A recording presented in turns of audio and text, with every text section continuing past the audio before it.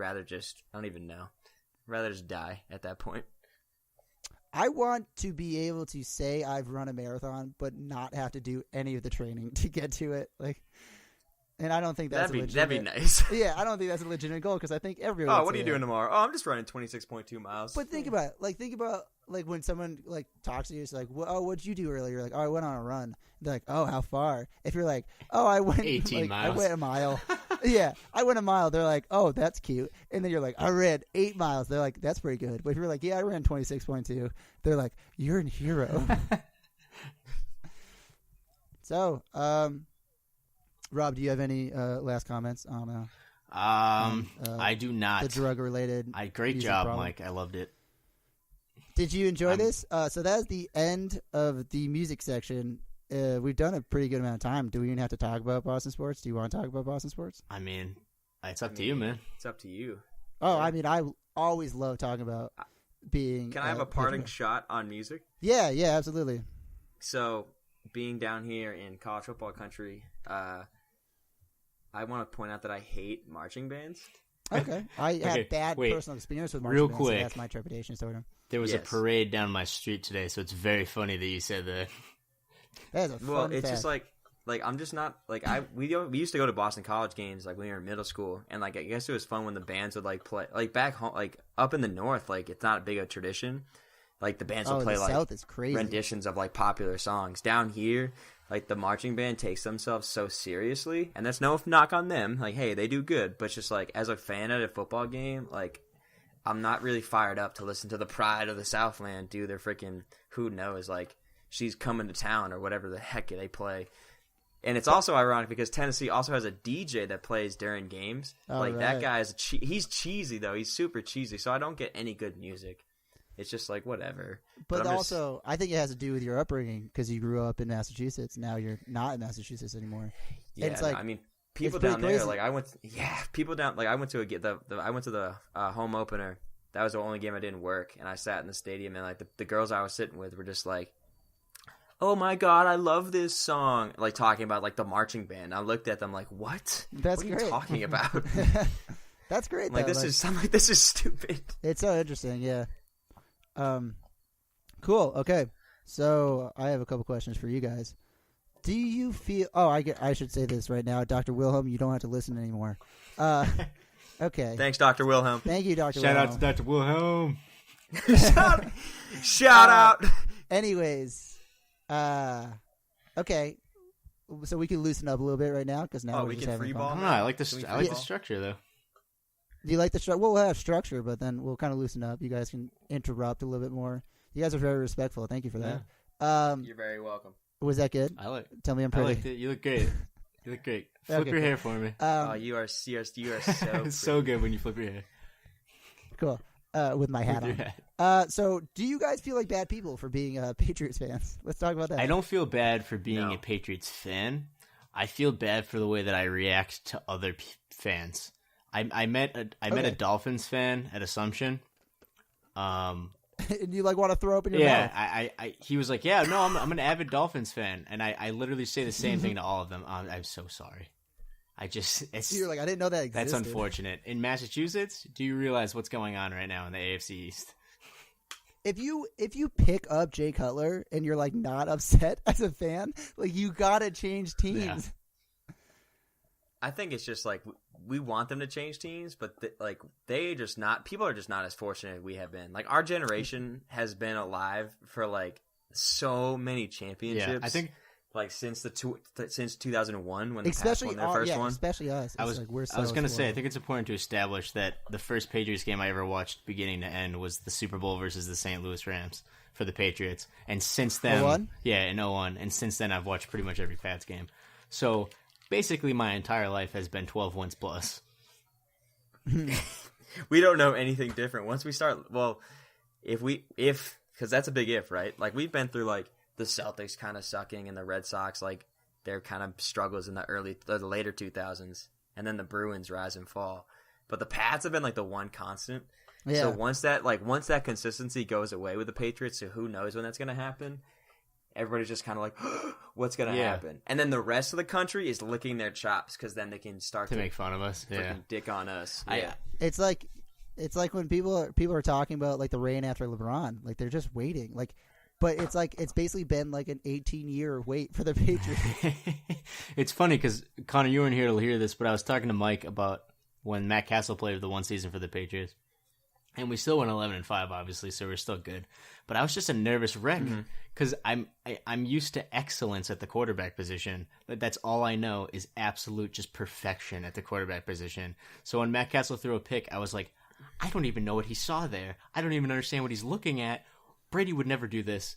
I'm leaving. Like I was just so upset the whole time because it's just such a different. See, I'm on the other side of that because I'm so red. Like you look at the way Brissett's playing, like in Indy, and that it just shows like that we can like that we've been identifying talent at the quarterback position. But Hoyer, like okay, but hold on. Mallet? I'm saying now. Okay, yeah, because like, Jimmy G's good, man. Like Brissett's solid. I'm waiting. Like honestly, I don't want to say I'm waiting for Tom Brady to leave because goodness gracious, the day that happens, I'm gonna break down. Jimmy G will never be a starter for the Patriots. Incorrect. He would not. Incorrect. He's gonna start. Tom Brady. Did you see how many hits he took on Thursday night? That dude can like. There was this play. They like the screen like broke down, and he like.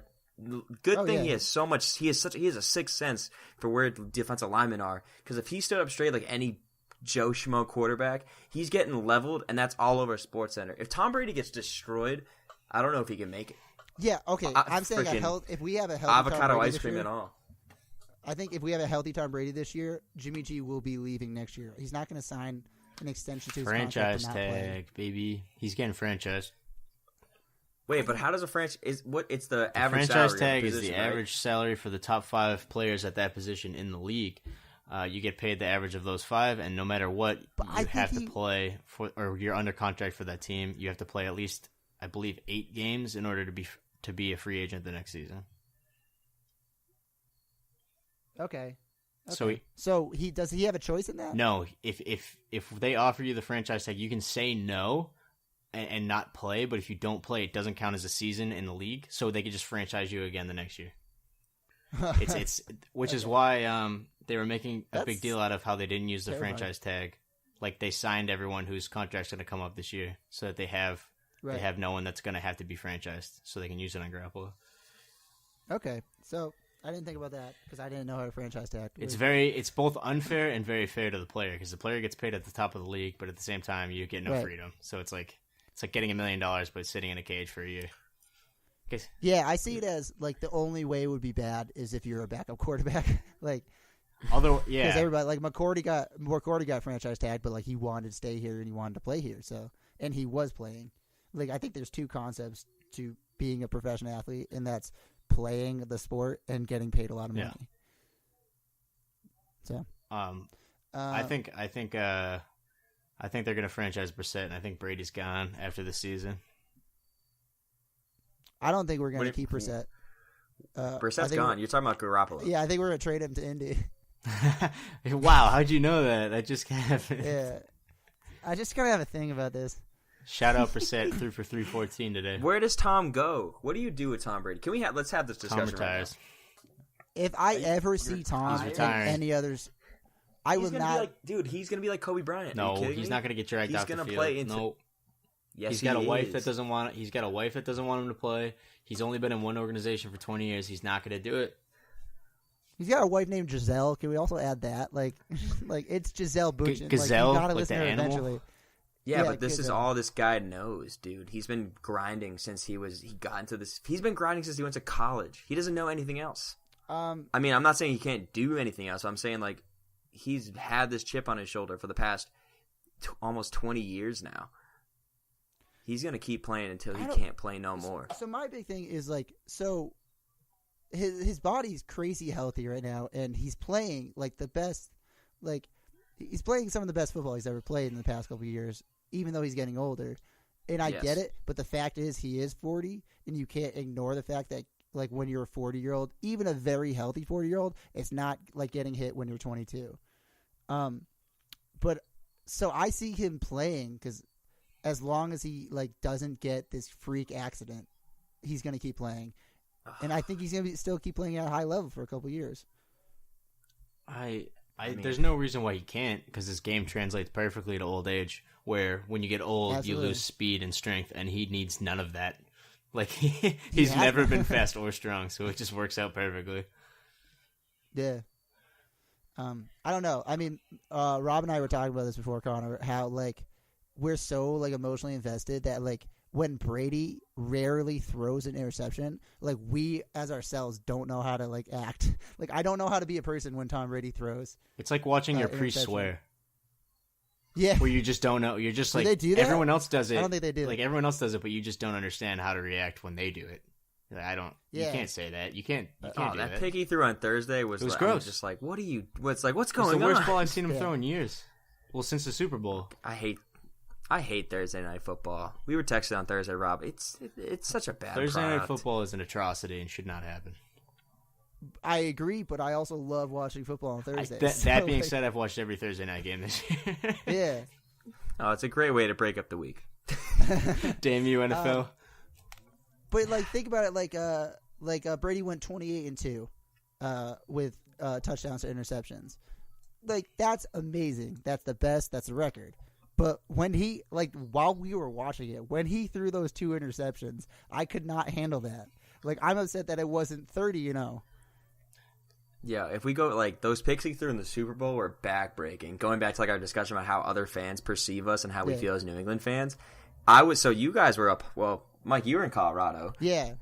But, Rob, you were home. I mean, I was in enemy territory, and I had, like, Atlanta fans in my apartment. Well, every place besides New England was enemy territory. Yeah, you're right. But not nearly as bad. Oh my God!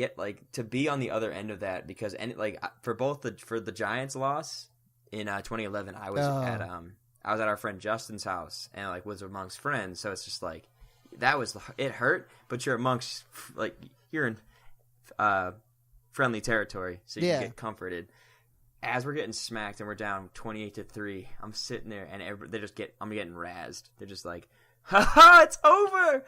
Dirty birds! Dirty birds!" I'm like, no, it's not. Like, they're gonna come back, and to have them come back, it's amazing. Probably the best feeling outside of that Malcolm Butler pick, because I was going back, because football for me and the Pats was always like me and my dad.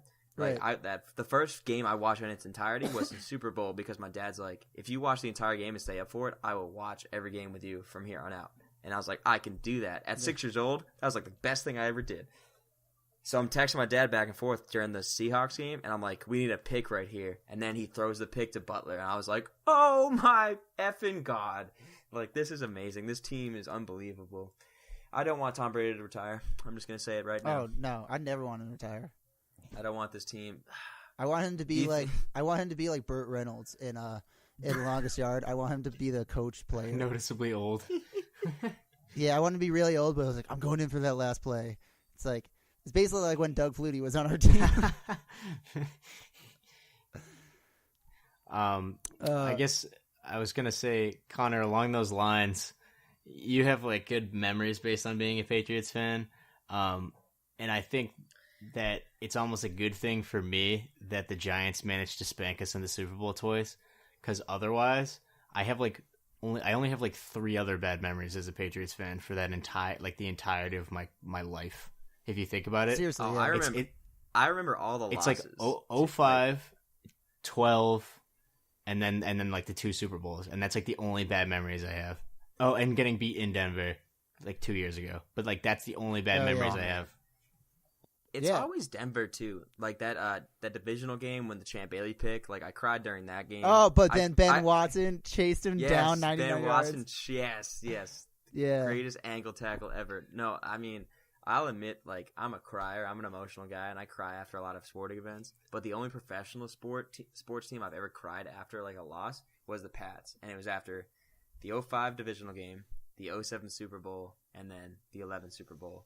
Sat in my car and wept at age 16 or however old I was, and I have no shame. Yeah, man, it's no shame at all.